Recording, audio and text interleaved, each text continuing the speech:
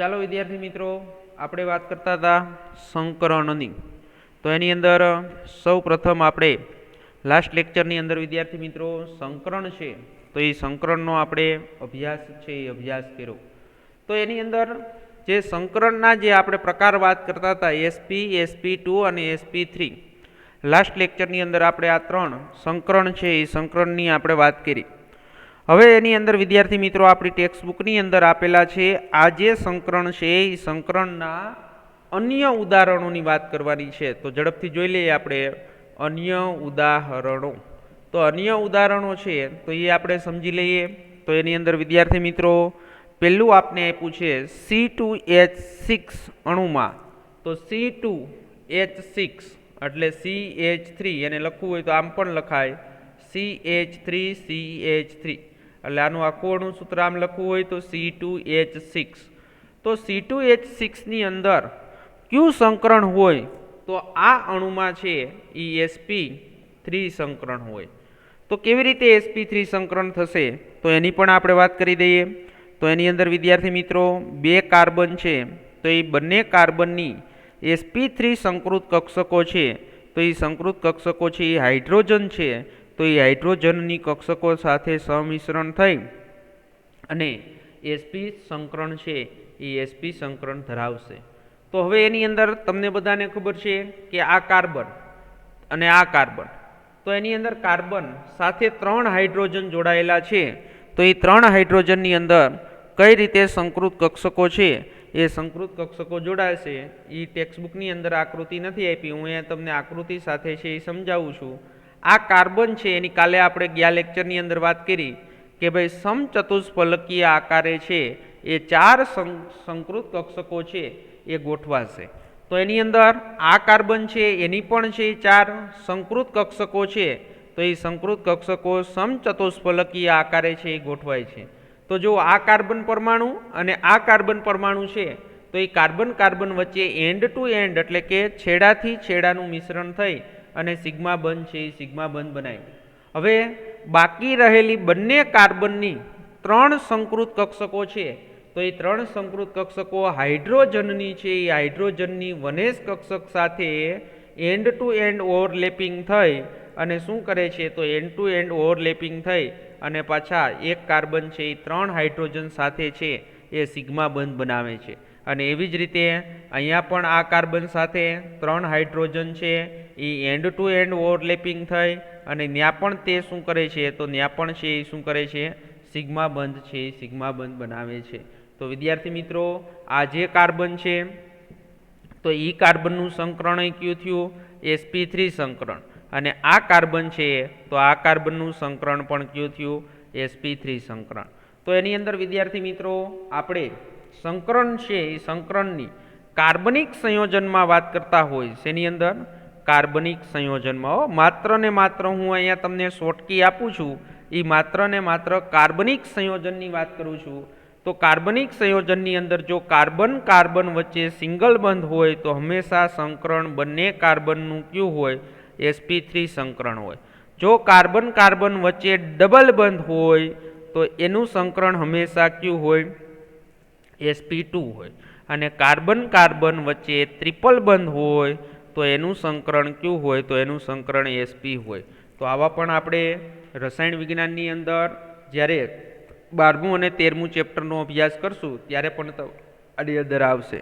હવે આપણે આજે સંકરણની છે એ વાત કરી તો એની અંદર કાર્બન કાર્બન વચ્ચે જે સિંગલ બંધ હોય અને આ કાર્બન છે એનું સંકરણ sp3 હોય ત્યારે આના કાર્બન કાર્બન વચ્ચેની જે બંધ લંબાઈ છે તો એ બંધ લંબાઈ કેટલી હોય તો એ બંધ લંબાઈ છે એ 154 પાઇકોમીટર હોય. તો એની બંધ લંબાઈ છે એ બંધ લંબાઈ કેટલી હોય 154 પાઇકોમીટર. એવી જ રીતે કાર્બન અને હાઇડ્રોજન વચ્ચેના જે 3 સિગ્મા બંધ અહીંયા અને 3 અહીંયા 6 જે સિગ્મા બંધ બન્યા તો એની બંધ લંબાઈ છે એ કેટલી હોય તો એની બંધ લંબાઈ છે એ 109 પાઇકોમીટર હોય. ઓકે વિદ્યાર્થી મિત્રો, તો આપણે આ અન્ય ઉદાહરણ છે એ sp3 સંકરણનું, આને કહેવાય ઇથેન.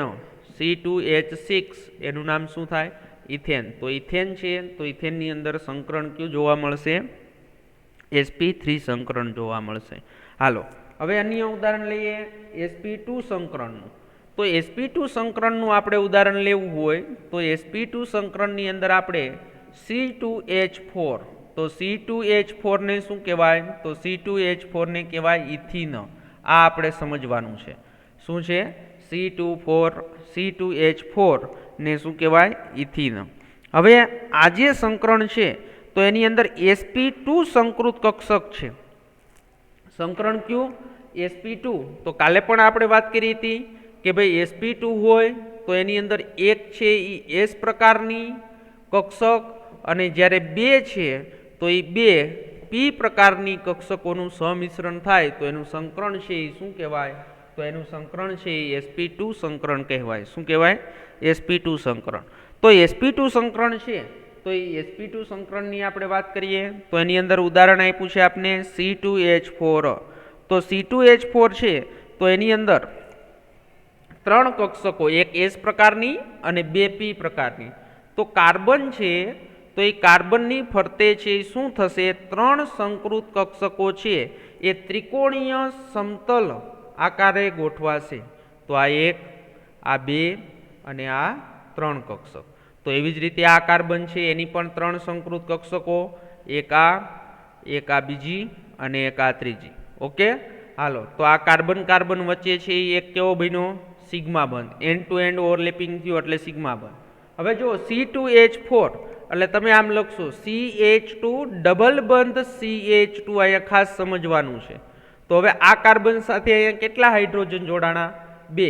તો અહીંયા હાઇડ્રોજનની વનેશ કક્ષક, અહીંયા હાઇડ્રોજનની વનેશ કક્ષક, એવી જ રીતે આ કાર્બન સાથે હાઇડ્રોજનની વનેશ કક્ષક અને અહીંયા પણ હાઇડ્રોજનની વનેશ કક્ષક. તો આ પણ ચાર છે એ કેવા બંધ બનાવ્યા? તો ચાર છે એ કેવા બંધ બનાવ્યા?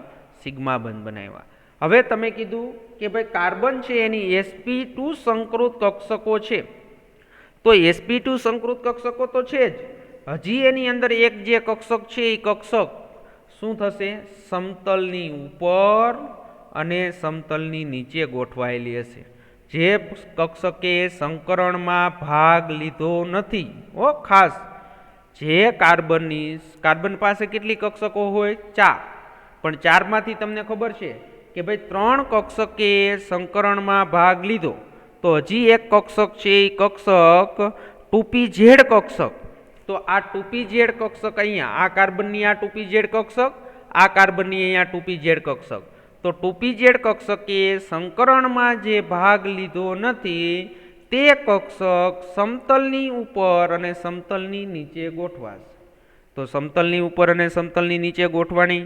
તો વિદ્યાર્થી મિત્રો તમને બધાને ખબર છે કે આ 2pz કક્ષક અને આ 2pz કક્ષકનું શું થયું?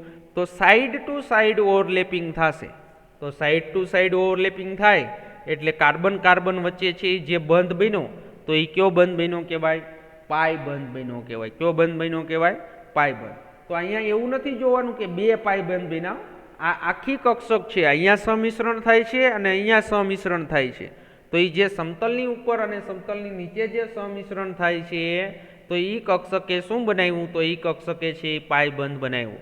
તો હવે આપણે આ અણુનો આકાર આવી રીતે લખવો હોય તો હાઇડ્રોજન કાર્બન, હાઇડ્રોજન, પછી અહીંયા ડબલ બંધ કાર્બન, હાઇડ્રોજન અને હાઇડ્રોજન. ઓકે હવે જો આ કાર્બન અને હાઇડ્રોજન વચ્ચેનો અહીં તમે જુઓ સિગ્મા બંધ, અહીંયા સિગ્મા બંધ, અહીંયા સિગ્મા બંધ, અહીંયા સિગ્મા બંધ. હવે કાર્બન કાર્બન જે ડબલ બંધ છે તો એ ડબલ બંધની અંદર એક બંધ આ બન્યો એ સિગ્મા બંધ છે અને એક બંધ જે બન્યો તો એ કયો બંધ છે? પાઈ બંધ છે. ઓકે તો જ્યારે કાર્બન કાર્બન ડબલ બંધ જોડાયેલા હોય ત્યારે આ કાર્બનનું સંકરણ છે એ કયું છે? sp2. અને આ કાર્બનનું સંકરણ છે એ પણ કયું થશે? sp2 સંકરણ થશે. ઓકે વિદ્યાર્થી મિત્રો હાલો હવે એની અંદર વાત કરી દઈએ આપણે જે સમતલ છે તો એની અંદર બંધ લંબાઈ. તો બંધ લંબાઈ જુઓ કાર્બન ડબલ બંધ કાર્બનની બંધ લંબાઈ છે એ હંમેશા 134 પાઇકોમીટર હોય. કેવી હોય? 134 પાઇકોમીટર. અને જ્યારે કે ભાઈ કાર્બન અને હાઇડ્રોજન વચ્ચેની બંધ લંબાઈ, પણ જો આ કાર્બનનું સંકરણ કેવું હોય? sp2 સંકરણ હોય તો એ કાર્બન અને હાઇડ્રોજન વચ્ચેની જે બંધ લંબાઈ છે તો એ બંધ લંબાઈ કેટલી હોય? તો એ બંધ લંબાઈ છે એ 108 પાઇકોમીટર હોય. કેટલી હોય? 108 પાઇકોમીટર. હવે આપણે વાત કરવાની છે બંધ કોણની. તો બંધ કોણની વાત કરીએ તો હાઇડ્રોજન કાર્બન હાઇડ્રોજન એટલે શું થશે? આવડો આ બંધ હાઇડ્રોજન કાર્બન હાઇડ્રોજન. તો આ જે બંધ કોણ છે તો એ બંધ કોણ કેટલાનો હોય? તો 117.6 અંશનો હોય. કેટલાનો હોય? 117.6 અંશનો હોય. અને જ્યારે હાઇડ્રોજન કાર્બન કાર્બન એટલે આવડો આ બંધ, હાઇડ્રોજન કાર્બન કાર્બન એટલે આવડો આ બંધ કોણ. તો આ બંધ કોણ છે તો એ બંધ કોણ છે એ કેટલાનો હોય? તો એ 121 અંશનો હોય. કેટલાનો હોય? 121 અંશનો. તો વિદ્યાર્થી મિત્રો, આજે આપણે ઉદાહરણ જોયું, ઇથિનનું ઉદાહરણ જોયું. તો ઇથિનની અંદર કેવી રીતે સિગ્મા બંધ અને કેવી રીતે પાઈ બંધ બને છે તો તેનો પણ તમને ખ્યાલ છે એ ખ્યાલ આવી ગયો હશે. ઓકે, હાલો, સમજણ પડી ગઈ? તો આ સંકરણ છે એ સંકરણને કયું સંકરણ કહેવાય? sp2 સંકરણ. હાલો, હવે ત્યાર પછી આપણે વાત કરીએ sp સંકરણ. તો sp સંકરણની અંદર ઉદાહરણ આપણે સમજવું હોય તો sp સંકરણની ઉદાહરણ છે C2H2. તો C2H2 નું નામ શું થાય? તો C2H2 નું નામ થશે ઇથાઇન અણુ. કયો અણુ થશે? ઇથાઇન. તો C2H2 નું નામ છે ઇથાઇન. એટલે જો એનો અણુ છે એ પહેલા હું દોર દો એટલે ખ્યાલ આવી જાય. હાઇડ્રોજન કાર્બન કાર્બન કાર્બન વચ્ચે ટ્રિપલ બંધ અને એ પાછા કાર્બન સાથે એક હાઇડ્રોજન બંધ. હવે જો સંકરણ કયું છે એની અંદર sp. તો sp સંકરણ હોય તો એક છે એ એક s પ્રકારની કક્ષક, એક છે એ s પ્રકારની કક્ષક અને એક શું થશે? તો એક p પ્રકારની કક્ષક, એક p પ્રકારની છે એ પ્રકારની કક્ષક. ઓકે વિદ્યાર્થી મિત્રો, સમજણ પડી ગઈ? હવે જે આપણે આકૃતિ દોરી અને આપણે સમજવું છે તો એની અંદર તમને ખબર હશે કે sp સંકરણ હોય એટલે કાર્બનની, તો કાર્બનની કેટલી સંકૃત કક્ષકો? તો કાર્બનની 2 સંકૃત કક્ષકો છે. તો 2 સંકૃત કક્ષકો હોય તો તમને ખબર જ છે એ કેવી રીતે ગોઠવાશે? તો કે ભાઈ રેખીય રીતે છે એ 180ના ખૂણે છે એ ગોઠવાશે. તો એ પણ કાલે વાત કરી. તો આ કાર્બનની એક સંકૃત કક્ષક, આ બીજા કાર્બનની બીજી સંકૃત કક્ષક. એવી જ રીતે આ કાર્બન છે તો આ કાર્બનની આ એક સંકૃત કક્ષક, આ બીજા એ જ કાર્બનની એક બીજી સંકૃત કક્ષક. તો જો આ કાર્બન અને આ કાર્બન વચ્ચે જે એન્ડ ટુ એન્ડ ઓવરલેપિંગ થયું તો ત્યાં કયો બંધ બન્યો? સિગ્મા બંધ બન્યો. કયો બંધ બન્યો? સિગ્મા બંધ બન્યો. ઓકે, હવે તમને બધાને ખબર છે એની સાથે શું જોડાશે? હાઇડ્રોજન. તો હાઇડ્રોજન છે તો એ હાઇડ્રોજનની 1s કક્ષક ગોળાકાર. તો એ પણ એન્ડ ટુ એન્ડ ઓવરલેપિંગ થયું એટલે ત્યાં પણ કાર્બન અને હાઇડ્રોજન વચ્ચે કેવો બંધ બન્યો? સિગ્મા. તો એવી જ રીતે અહીંયા હાઇડ્રોજનનો એક છે એ કાર્બન અને હાઇડ્રોજન વચ્ચે કેવો બંધ બનશે? સિગ્મા બંધ બનશે. ઓકે, હવે જો કાર્બનની કેટલી કક્ષકો હોય તો કાર્બનની 4 સંકૃત કક્ષકો હોય. તેમાંથી એક s પ્રકારની અને એક p પ્રકારની કક્ષકો છે. તો તે કક્ષકોએ શું કર્યું? તો તે કક્ષકોએ છે એ સંકૃત કક્ષકો છે એ સંકૃત કક્ષકોએ શું કર્યું? તો એ સંકૃત કક્ષકોએ છે એ સંકરણની અંદર ભાગ લીધો. હવે તમને ખબર છે કે ભાઈ જે આપણે કક્ષકો 2 બાકીની જે 2 કક્ષકો વધેલી છે એ શું કરશે? તો એની અંદર px અને py કક્ષકો વધે છે. કઈ વધે છે? px અને py. તો px કક્ષક હું અહીંયા દોરું છું. જો આ છે એ સંકરણની અંદર ભાગ નથી લીધો એ આ કઈ કક્ષક થઈ? px કક્ષક.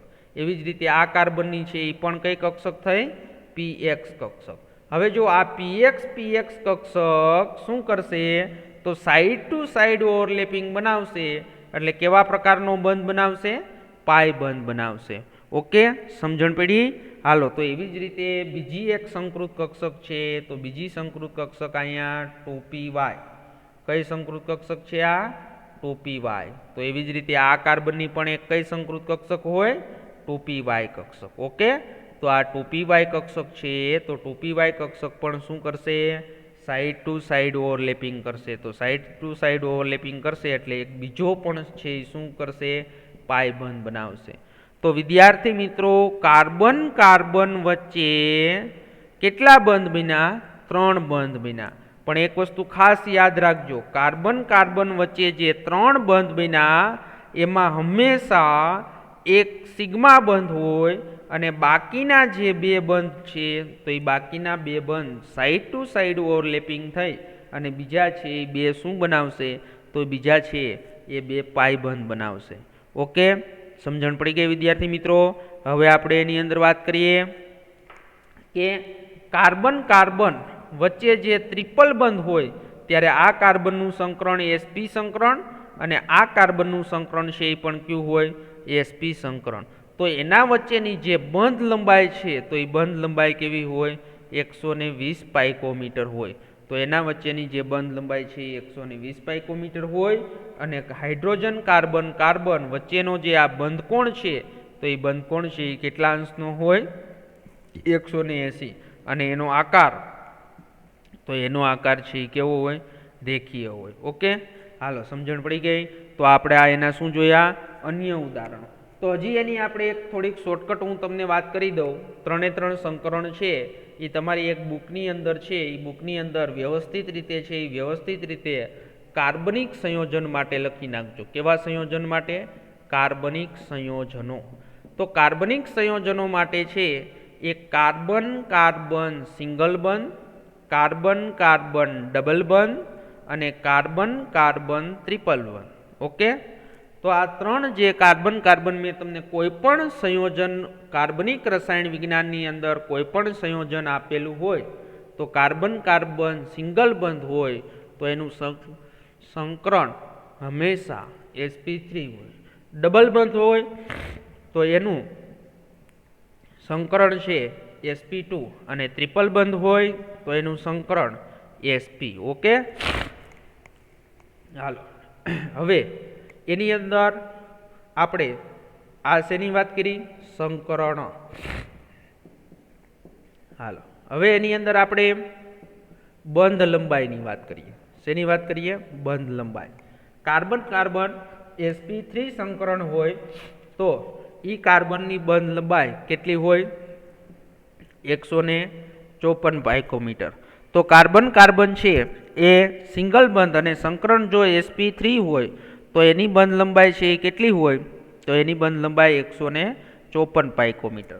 જ્યારે sp2 હોય તો એની બંધ લંબાઈ છે એ 100 આપણે ભણી ગયા કાર્બન કાર્બન છે એ બંધ લંબાઈ છે એ બંધ લંબાઈ 134 પાઇકોમીટર. કેટલી, 134 પાઇકોમીટર. અને કાર્બન કાર્બન ટ્રિપલ બંધ હોય ત્યારે એની બંધ લંબાઈ છે એ 120 પાઇકોમીટર હોય. ઓકે, આ કોની બંધ લંબાઈ દર્શાવી છે, કાર્બન કાર્બનની. કાર્બન ડબલ બંધ કાર્બન, કાર્બન સિંગલ બંધ કાર્બન અને કાર્બન ટ્રિપલ બંધ કાર્બન. ઓકે, હાલો હવે એના વાત કરીએ બંધ કોણની વાત કરીએ. તો બંધ કોણ છે એ આપને ખબર હોવી જોઈએ. જ્યારે સંકરણ છે એ sp3 સંકરણ હોય ત્યારે એનો બંધ કોણ છે 109.5 અંશનો હશે. જ્યારે સમતલીય ત્રિકોણ હોય ત્યારે એનો બંધ કોણ છે એ 120 અંશ હશે. અને જ્યારે રેખીય હોય ત્યારે એનો બંધ કોણ છે એ 180 હશે. અને હવે એનો આકાર, તો આકાર છે તો એ sp3 સંકરણ હોય ત્યારે એનો આકાર છે એ સમચતુષ્ફલકીય. શું થશે, સમચતુષ્ફલકીય. જ્યારે ડબલ બંધ હોય ત્યારે એનો આકાર થાય સમતલીય ત્રિકોણ. શું થશે, સમતલીય છે એ સમતલીય ત્રિકોણ. અને જ્યારે sp સંકરણ હોય ત્યારે એનો આકાર છે એ કેવો થશે, રેખીય. તો વિદ્યાર્થી મિત્રો આ જ વસ્તુ જે અત્યારે અહીંયા તમને ભણાવી છે એ જ વસ્તુ પાછી આપણે 12મા 13મા ચેપ્ટરની અંદર છે એ કાર્બનિક રસાયણ વિજ્ઞાનની અંદર આવશે. અને ત્યારે આમાંથી MCQ પણ તમારે ZEE અને નીટની અંદર પૂછાશે. તો આ કોષ્ટક જે બનાવ્યું છે તો એ કોષ્ટક તમારે છે એ તૈયાર કરી નાખવાનું છે અને સાથે સાથે સમજવાનું છે. હાલો તો હવે આપણે sp3 sp2 અને sp સંકરણ છે એ સંકરણ સમજી ગયા. હવે આવતા લેક્ચરની અંદર આપણે વાત કરશું ડી કક્ષકોનો સમાવેશ કરતા તત્વોનું સંકરણ. એટલે એની અંદર આપણે 2 ઉદાહરણ લેવાના છે. એક PCl3 લેવાનું છે અને એક SF6 લેવાનું છે. તો એની પણ આકારની અને એની છે એ સંકરણ છે એ સંકરણની આપણે વાત છે એ આવતા લેક્ચરની અંદર કરશું. એટલે અહીંયા સુધી કમ્પ્લીટ તૈયાર કરી નાખજો. આ જે સંકરણ કાલે ભણ્યા હતા એના આપણે અન્ય ઉદાહરણો છે તો એ અન્ય ઉદાહરણોની આપણે વાત કરી. ઓકે, હાલો તો વિદ્યાર્થી મિત્રો અહીંયા સુધી કમ્પ્લીટ તૈયાર કરી નાખજો. એટલે આવતા લેક્ચરની અંદર ડી કક્ષકો છે એનું સમાવેશ કરતા તત્વોનું સંકરણ છે એ આપણે આગળ ભણીશું.